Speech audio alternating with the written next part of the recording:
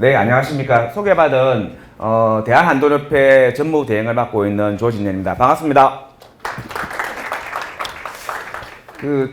오늘 이 연구회 첫 번째 이 강의를 이렇게 좀 중요한 자리를 맡겨주신 강권 회장님 감사드리고요. 하여튼 좋은 이야기 드려야 되는데 조금 우리 오늘 주제가 주제인 만큼 우리 한돈산업의 당면 과제라든지 현안 문제들을 좀 몇 가지 짚어서 말씀드리고자 합니다.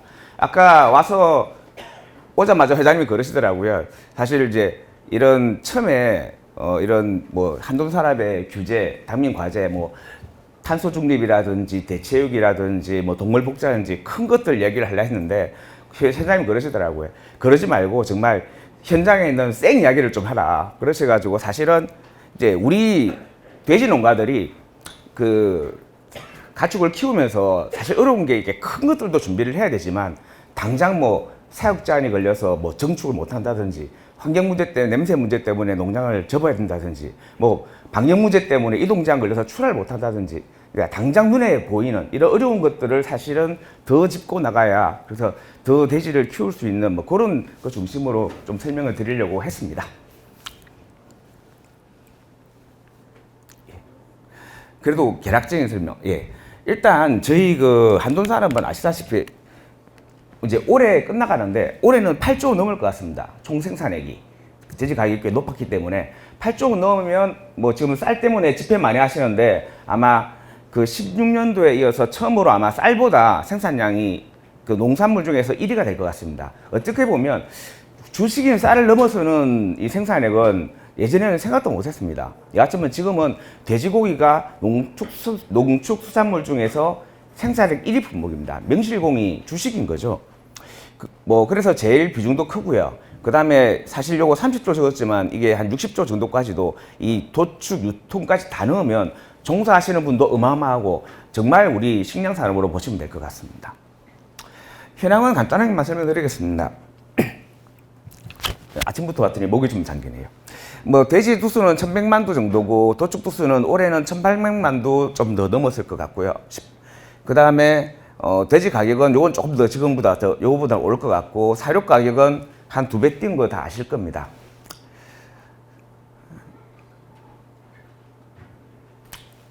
그래도 개략적으로 저희 한돈산업은 전체적으로 저희 이제 위기 이야기를 하시는데 아까 말씀드린 대로 다른 농축수산물에 비해서 사실은 이 생산액도 높고 경쟁력도 있습니다. 그러니까 스와트 분석을 해보면 일단 우리 돼지고기는 다른 사실 오리협회 직원들이 이야기를 합니다.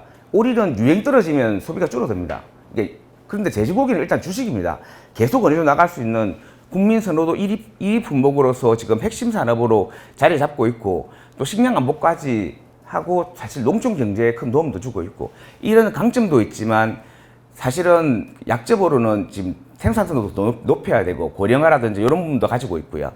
또 기회도 있습니다. 지금 우리나라 사람들이 아직은 신선육을 좋아하기 때문에 수입육이 들어와도 시장이 분리돼 있고 그래서 아직은 우리도 기회도 있으면서 또 아까 말씀드린 이런 다가올 이야기들 이 네 가지가 혼재하고 있습니다. 어떤 말씀 드리고 싶은가 하면 한돈산업만큼은 다른 농축수산물과 틀리게 정말 위기도 있고 기회도 있고 위험 요소도 같이 있는 그러니까 이번만 겪어나고 나면 좀 안정적으로 크게 발전할 수도 있는 산업이 될 수도 있고 여기서 대응을 잘못하면 정말 쪼그라들어서 정말 이렇게 수입육 중심의 어떤 그런 산업으로 변할 수도 있는 그런 단계라고 보시면 될 것 같습니다. 자 이제 세부 이야기. 저희가 아까 말씀드린 대로 큰 이야기보다는 현장에서 제일 어려움을 겪고 있는 규제들을 한번 이야기를 해보려고 해서 마침 또 이번에 정권이 바뀌어서 새로운 규제들을 한번 계획하겠다 그래서 협회에서 저희 담당자들, 농가들 연수를 다 해서 분야별로 한 36가지 당장 우리가 현황에서 풀어야 될 규제들을 다 조합해봤습니다. 그래서 한번 그 중에서 다 설명드리기는 너무 시간이 촉박하고요. 분야별로 해서 이 파란색 있는 몇 가지만 그래도 요런 주제들이 있기 때문에 우리가 풀어나가야 된다는 거 중심으로 말씀드리겠습니다. 그래서 일단 생산 기반 분야 첫 번째입니다.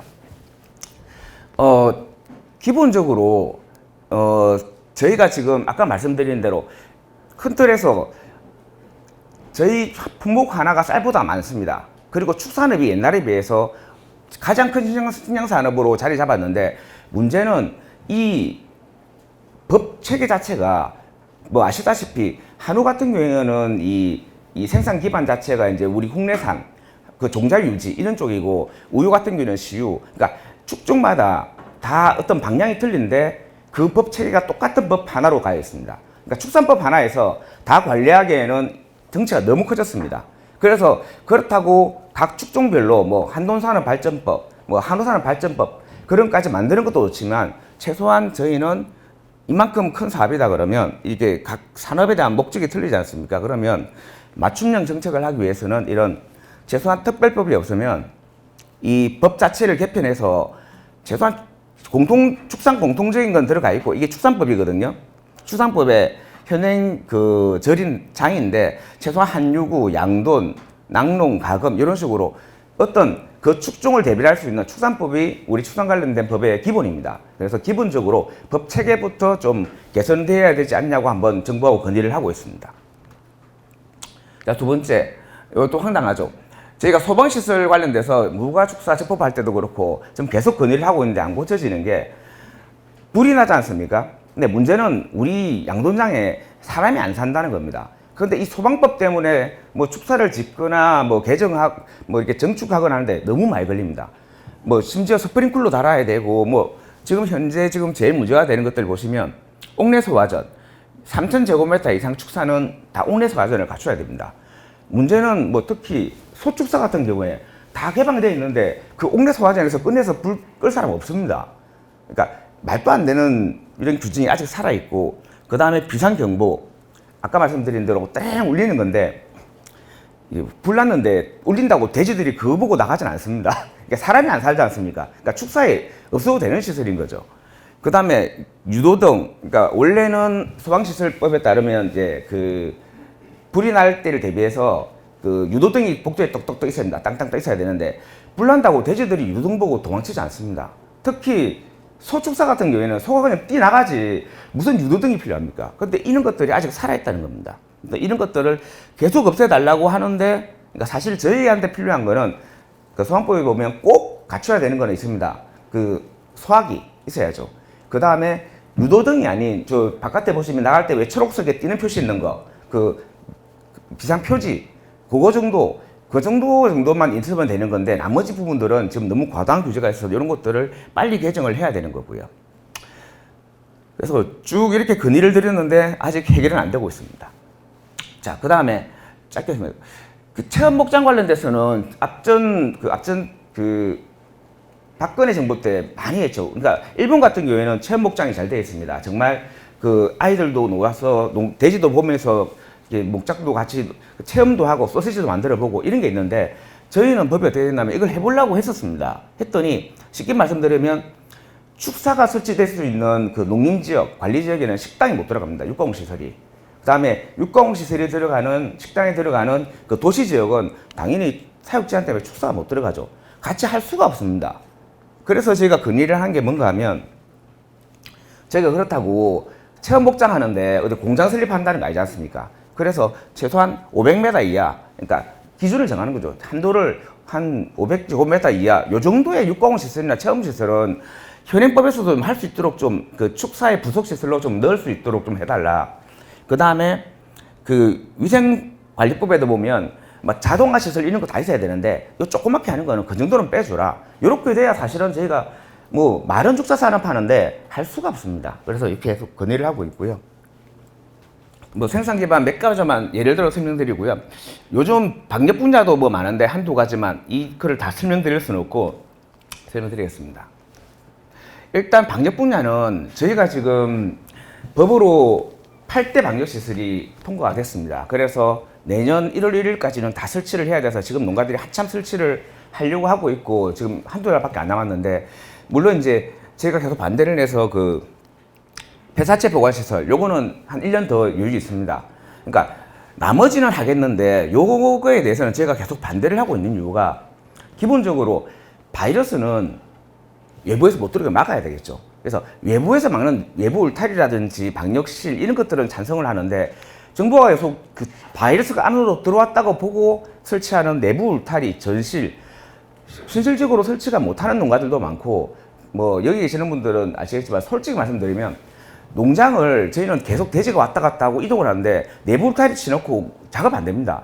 전실은 닭이나 해당되죠. 가금률은 그게 한번 들어가면 출하할 때까지 있으니까 저희는 돼지가 일주일마다 계속 나왔다 들렸다 하는데 그 전실이 무슨 의미가 있습니까? 그래서 요거에 대해서는 지금 계속 반대를 하고 있고 좀 권장사항으로 계속 저희가 계속 하고 있는데, 일단 법이 시행됐기 때문에 법 개정 이후에 다시 재개정을 하는 쪽으로 지금은 계속 추진하고 있습니다. 그 다음에 요건 말씀드려야죠. 저번에 저희가 19년 9월 달에 에스퍼 생겨서 다 묻었죠. 이 4개씩은 261년과 다 묻었는데 앞으로는 이런 일이 없어야 되겠죠. 그래서 지금 정부가 SOP는 긴급 행동 요령이다 보니까 이거를 무시하고 지금 시행을 하기 때문에, 그래서 아예 위에 고시나 법으로 너무 이렇게 과도하게 할 수 없도록 지금은 계속 요구를 하고 있고 개정 작업 중입니다. 이제는 발생 농장만 살처분하고 500m 안에서도 선택적으로 할 수 있도록 최소한으로 하는 게 맞는 것 같습니다. 그 다음에 요거는 좀 말씀드릴 게, 이분들이 아까 말씀드린 살처분을 당하면 지금 정부가 뭘 하냐면 살처 보상금을 깎습니다. 뭐 외국인 노동자 불법 체류했으면 20%, 발생 농장은 기본적으로 20% 까고 시작하고. 근데 아시다시피 저희 돼지 농장 같은 경우에는 매출액은 크지만 순수익은 작지만 매출액이 크지 않습니까? 그러니까 살처분 보상금은 뭔가 하면 자본주의 사회에서 그러니까 말짱한 돼지를 정부가 억지로 묻으라 하는 거는 그러니까 시가 보상입니다. 내 재산에 대한 보상입니다. 이걸 건드리면 안 되는 거죠. 만약 이 사람이 발생했는데 진짜 방역을 잘못한 위험이 있거나 하면 그 법에 따라서 벌금이나 과태료나 처벌은 받을 수 있습니다. 근데 왜 내 재산, 내 돼지 묻는 거를 깎냐고요. 사실 저희 돼지 같은 경우에는 아까 말씀드린 대로 이 사료비 비중이 원체 크고 이 생산 단가, 원가가 원체 크다 보니까 살처분 보상금에서 20% 40% 깎이면 그 농가 바로 부도입니다. 도산입니다. 사료값 못 주지 않습니까? 돼지 키워서 사료값 주고 남는 걸로 돌아가는 게 낭중량인데 그거를 보상금을 돼지값을 다 깎아버리면, 그러니까 기본적으로 살처분 보상금은 손대면 안 되는 겁니다. 말 그대로 살처분 보상금은 시가대로 그대로 다 주고 잘못한 거 잘못한 거대로 벌금 과태료를 매겨야 되겠죠. 그 다음에 또 지금 저희가 기본적으로 261농가가 그때 당시에 살처분을 당했는데 그분들이 1년 6개월 동안 재입식을 못했습니다. 그러면 경영 손실이 있지 않습니까? 돼지를 계속 못 키우게 했으니까. 그런데 이제 현행 법에 뭔가 하면 있습니다. 3조의 4, 5항에 보면 정부가 사육 중지 명령을 내릴 수 있습니다. 내리면 당연히 100% 경영 손실을 해주게 되어 있습니다.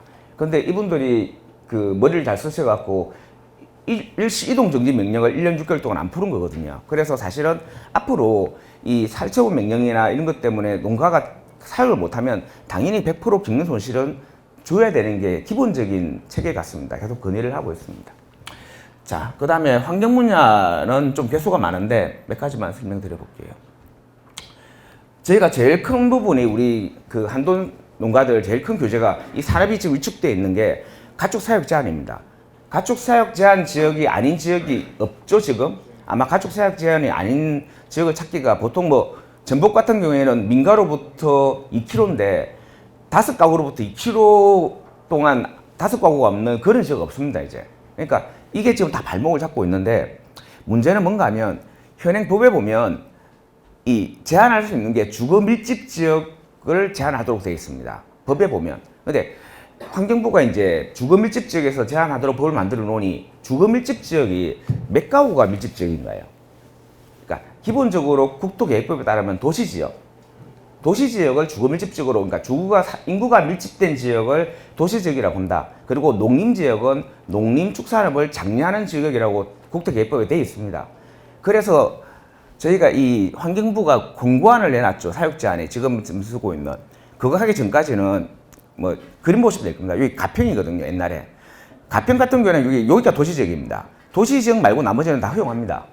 그러니까 도시지역으로부터 1km, 이렇게만 제한합니다. 근데 이제 이 공고안이 나온 이후로 예를 들어서 안성 같은 경우에 5가구로부터 1km, 2km씩 하면 다 들어갑니다. 그러니까 전국토가 다 들어가는 거죠. 그러니까 말 그대로 이 밀집지역에 대한 정의 하나부터 잘못된 바람에 이렇게 지금 과도하게 규제가 되고 있는 부분에 대해서는 좀 이거는 저희가 요런 사실 그 농협이 대처를 한다고 했는데 헌법소원이 이쪽으로 왔는데 그게 아니고 이제 법적 그 질이나 행정 소송을 통해서라도 이런 것들은 풀어야 될 것 같습니다. 그 다음에 환경 문제 하나 더 말씀드리면 그 가축분뇨법입니다. 저희가 현재 가축분뇨법에 따라서 분뇨를 관리하고 처벌받고 하는데 가축분뇨법 누가 가지고 있습니까? 환경부가 가지고 있습니다. 당초에 저희가 이제 08년도인가 그 협의할 때 07년도에 이용 촉진하고 관리하고 같이 하는 법을 만들어서 공동법안으로 만들자고 했는데 실제로 지나고 나니까 지금 소관부처가 법대체에 나오죠. 다 환경부입니다. 그러다 보니까 환경부에서 법을 가지고 하는데 문제는 가축 분뇨 장원화라든지 이거를 적정 처리를 해야 문제가 안 되는데 그거를 지원하는 농림부는 법을 아예 안 가지고 있습니다. 그러니까 뭐 왜 축사는 축산법을 가지고 있고 뭐 법을 가지고 있어야 농림부도 뭘 지원하거나 이게 활성화 시키는데 법 자체를 환경부에 다 뺏겼습니다. 그러니까 같이 하자는 당초 취지가 없어졌기 때문에 저희는 입장에서는 협회 입장에서는 뭐든 이야기하냐면 차라리 다시 나누자. 뭐 지금처럼 가축분뇨법 넣어 가지고 있고 최소한 농림부가 자원화 촉진법이라든지 법을 하나 가지고 있어야 이걸 관련돼서 예산도 세우고 뭐 저희 적정 처리를 할 수 있는 지원도 하고 할 수 있지 않겠냐는 게 저희 생각입니다.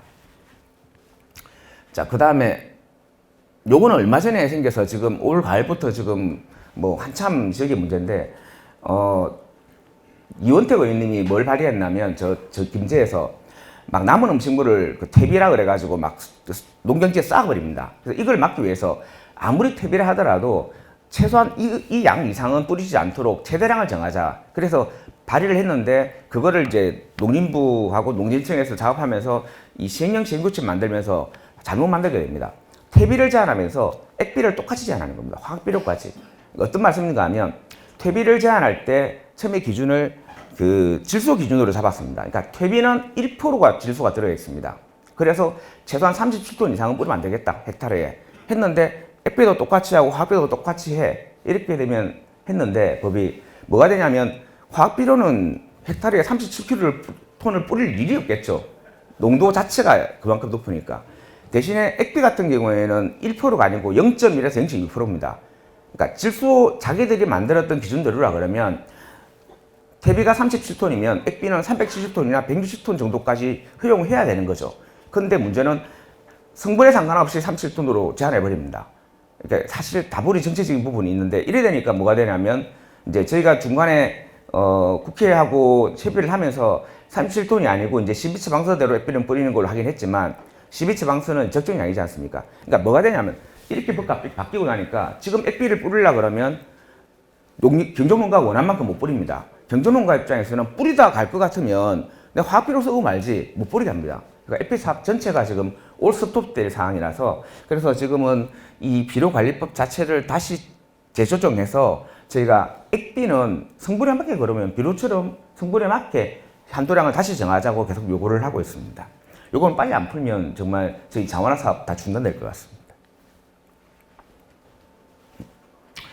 자, 그 다음에 여기 한 3년, 4년 동안 계속 얘기했던 건데 지금 그 가축 분뇨 액비 뿌리시는 분들은 아시겠습니다만 전자연계라는 게 17년부터 도입이 됐습니다. 지금은 고도화돼서 이 차가 집회사 달려갖고 어디로 가서 얼만큼 뿌리는지 중량 센서하고 집회사가 달려서 다 하고 있습니다.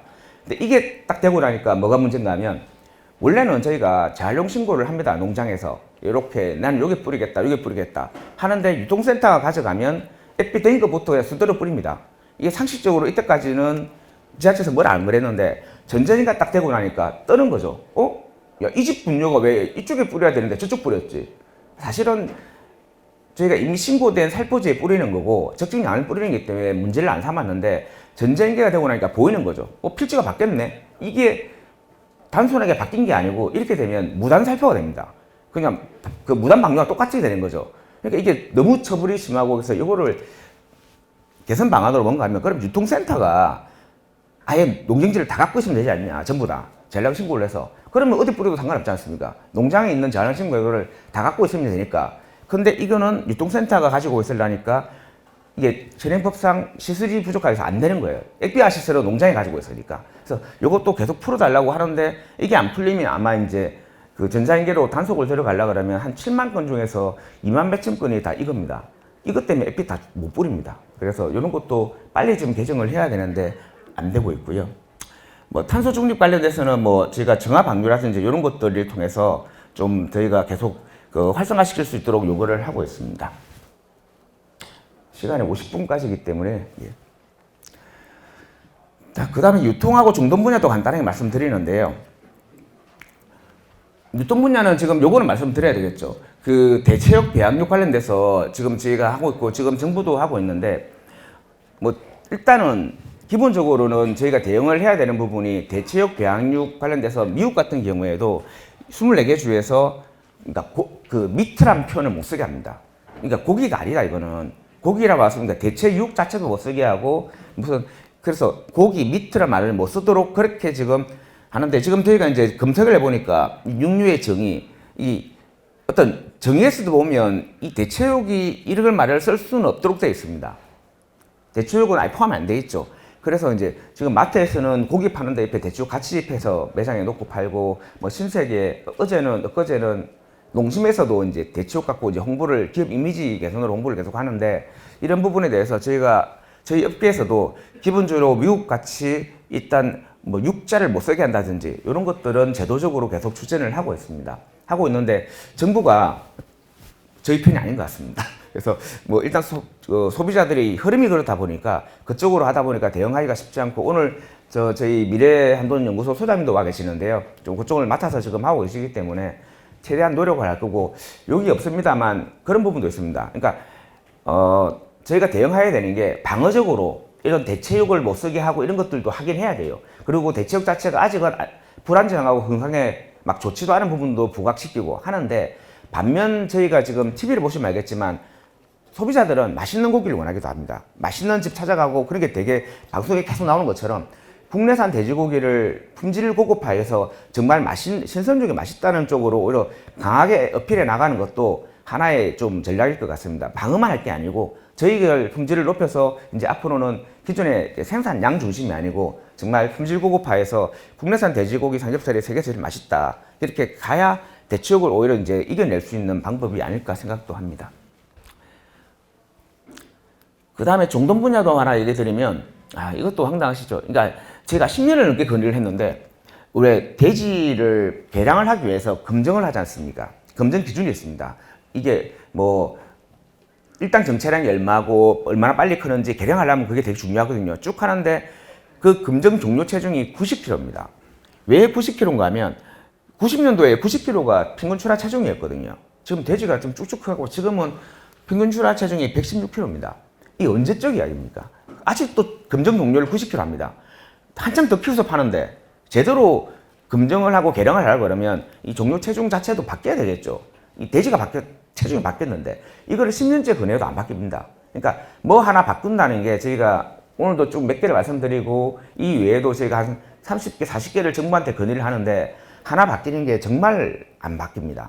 그래서 뭐 몇 개라도 좀 반영이 되면 좋은데 하여튼 이런 부분도 계속 건의를 하고 있습니다. 하고 있고 이제는 제대로 이렇게 저희는 105kg 정도까지로 해야 제대로 개량 성적을 알 수 있고 개량이 진행이 되겠죠. 근데 뭐 그렇게 바꾸면 프로그램도 바꿔야 되고 뭐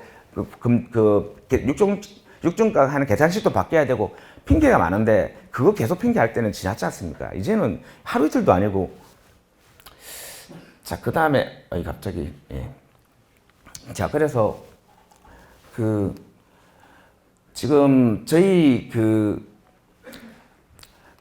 한돈 산업이 지금 이제 앞으로 이런 규제 개선들이 그러니까 뭐 좀 말씀드리고 싶은 게 이런 규제들이 큰 작업보다 돼지를 키우는데 다 발목을 잡고 있습니다. 그래서 저희가 이제 계속 노력은 하고 정부하고 협의를 하고 아마 저희가 지금 거의 40개 정도를 다 분야별로 뽑아냈지 않습니까? 뽑아낸 거를 아마 저희 정식으로 아마 정부에 건의를 할 거고 건의를 하고 저희 앞에 보시면 알겠지만 다 해당 법들을 다 적어놨습니다. 저희 농가들한테 주로 적용되는 법이 한 7가지 법이 되는데 뭐 축산법부터 그 법에 대해서 그 법끼리 모아서 아예 개정 발의까지 진행을 하는 걸 해보려고 하고 있습니다. 뭐 발의를 해서 다 통과가 안 되겠죠. 정부는 또 계속 반대를 할 거고. 그렇지만 최소한 저희는 다 모아서 발의를 해서 뭐 노력을 해서 좀 관철시키려고 그러고 사실은 한돈협회가 요즘 바뀌는 부분이 기존에는 정부하고 얘기를 많이 했습니다. 해보니까 별로 도움 안 됩니다.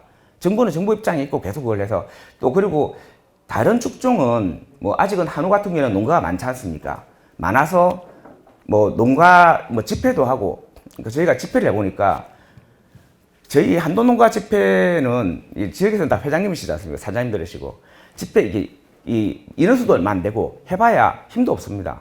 차라리 저희는 이제 농민단체의 기본 틀을 좀 벗어나서 아예 한돈협회는 이제는 미국의 총개협회처럼 이익단체로 흘러가려고 하고 있습니다.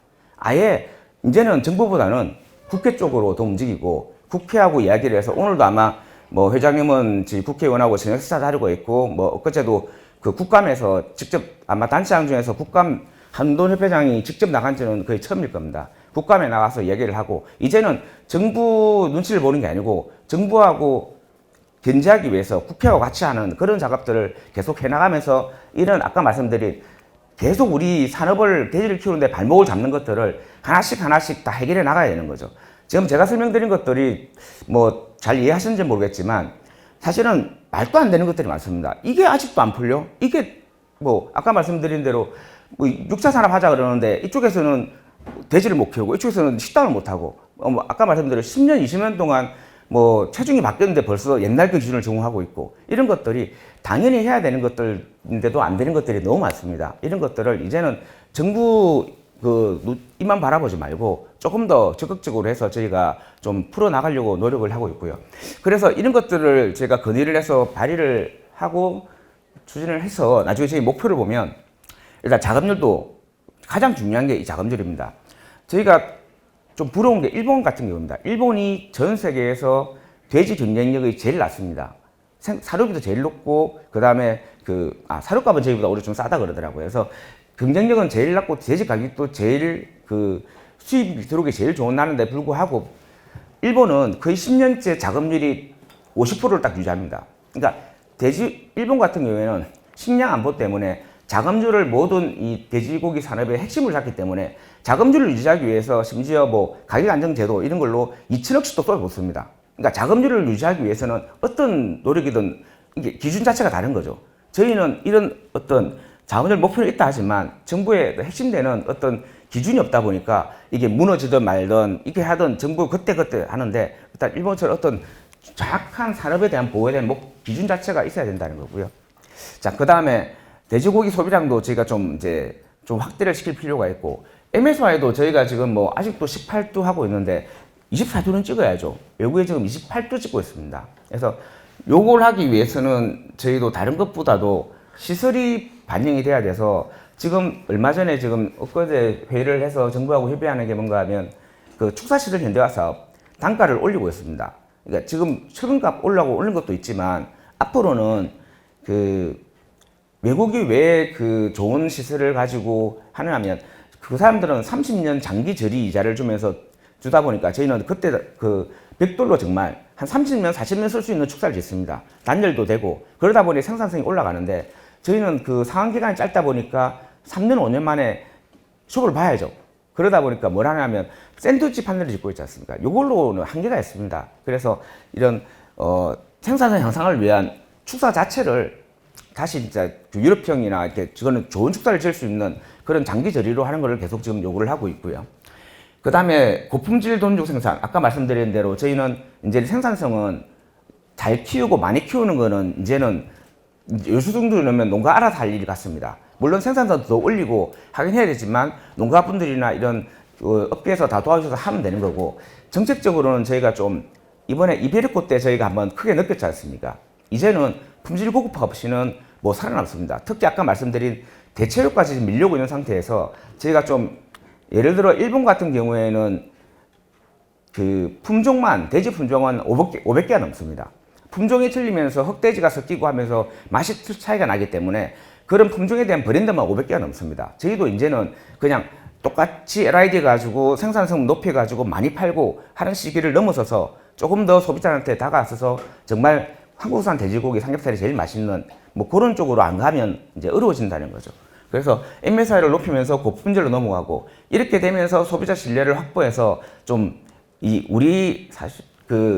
우리나라뿐만 아니고 우리나라가 일본도 있지만 동남아도 그렇고 수출을 하기에 제일 좋은 여건도 있습니다. 그러니까 외국의 저 미국산, 유럽산이 아니고 일본 사람들도 가까이 있는 한국산을 좋아하는 이유가 이게 그 신도부리 개념이 많습니다. 그래서 우리가 성경념을 가지고 아마 이 생산성을 올리면 사실은 기존의 그 방어적인 이 수입 국가가 아닌 정말 수출 국가로도 갈 수 있는 좋은 여건이 있기 때문에 그렇게도 한번 저희가 같이 이런 주제를 답하고 현장 문제를 해결하면서 갈 수 있지 않을까 싶은 생각이 들어서 이렇게 만들었습니다. 그래서 저희 목표는 돼지 키우기 좋은 세상.